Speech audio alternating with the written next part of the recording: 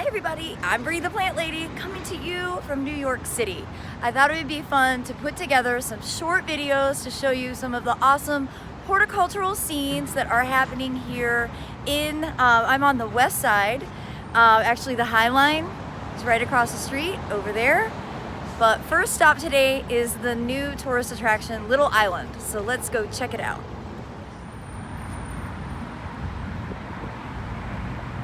Open daily from 6 to 1, but if you come afternoon, you have to make a reservation online. It's free, and it's totally worthwhile.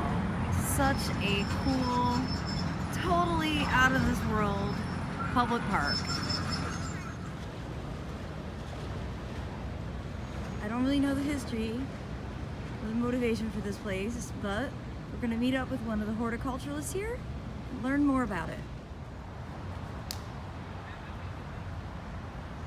So what I love about this already is the fact that it's a really dynamic mix of natives and non-native plants. Because let's face it, there's nothing really natural about a garden, and particularly a garden that is literally on top of water. This was Pier 54, which has been used as an entertainment pier, we've just been informed. But early on in its history, this is actually where the Titanic was supposed to dock if the Titanic hadn't sunk. So a pretty crazy history of this water space. I just love the idea that it's filled with plants now and that people are flocking here to see this incredible design that is like really otherworldly. It feels to me like the Flintstones. They call those concrete forms the tulips. In talking with the horticulturalist here, he was saying that the lawn is actually the most difficult space to maintain, which isn't surprising to me because, you know, people use it and it's taking up a lot of time to keep it weed-free and healthy. You can see there's staff over there working on it right now. And it's always interesting because people always say, you know, gardening is so high maintenance, and in reality, it's sometimes the turf is more work than all of these beautiful ornamental plants. A lot of these things, once they're established, totally do their jobs, but lawn always requires effort. Of course, one of the great advantages of being out here is the juxtaposition to the city skyline. You can see the Freedom Tower there, pan across the west side.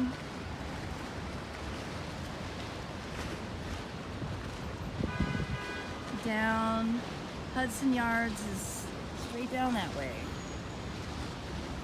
High Line connects it all. Really brilliant investment in redeveloping this part of the city.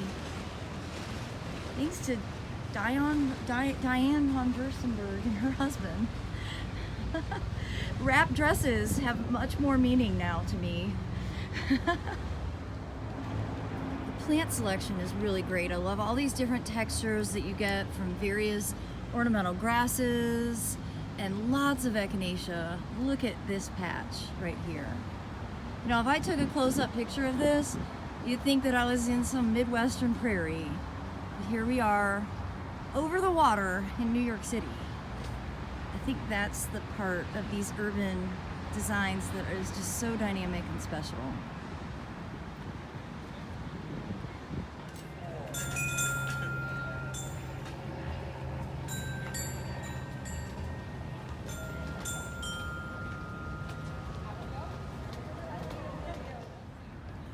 Well, it's really great to be here on a Tuesday morning. It's not busy. We didn't need a reservation.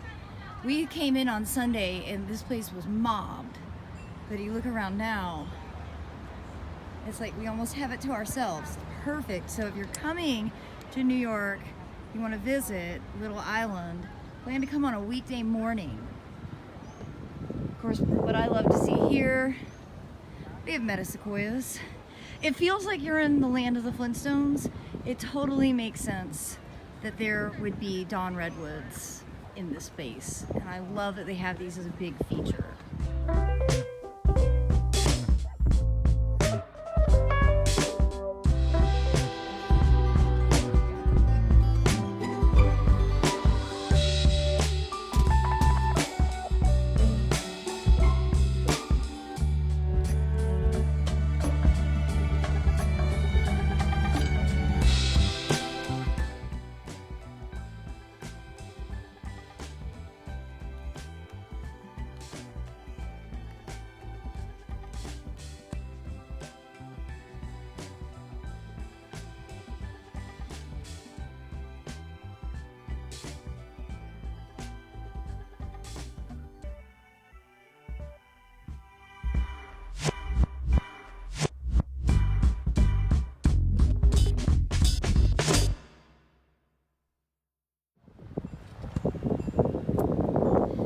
really exciting to see this, like, even a year from now, when a lot of these plants, you know, start to get some size on them. You know, think about how big oak leaf hydrangeas can get, taxus.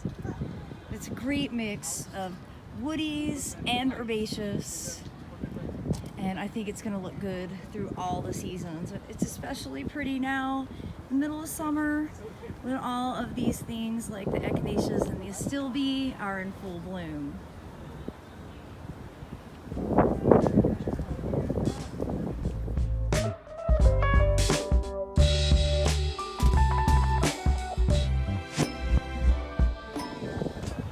One of the things that really strikes me is how big the trees are. These would have all been ball and burlap, and these are large caliper, especially for being redbuds.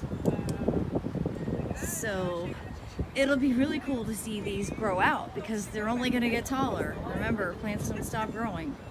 But this shady understory is great with Solomon seal and hellebores and geranium. One of my favorites that's really underutilized, epimedium, next to some tiarella here, and of course carex. You can really see the influence of grasses and the plant palette that Pete Oldoff used for the Highline, which we're going to visit next. This is an especially pretty planting with the echinacea and veronicastrum, and then the puffy white plumes of astilbe, a plant that I used to grow in the Midwest but does not do very well in Zone 7, North Carolina. It's great here, really on a super steep slope. You see it's really thriving.